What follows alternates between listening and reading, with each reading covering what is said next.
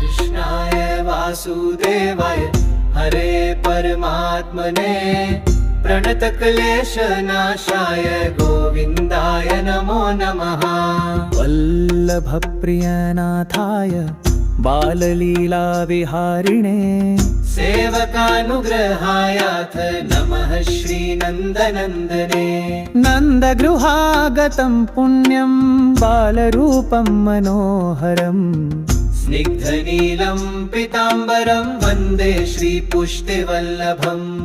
श्रीवल्लभेन यः प्राप्य सेवाया मार्गदर्शकः स्वयमेव हि पूर्णसः पूज्या सर्वदेहिनां।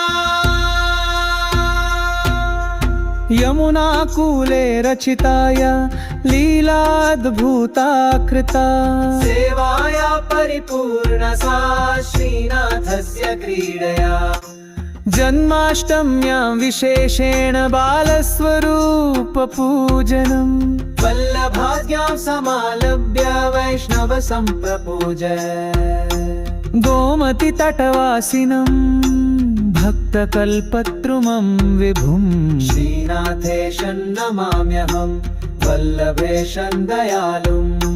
कृष्णाय जन्मदिनेऽस्मिन् करुणां कुरु वै प्रभो।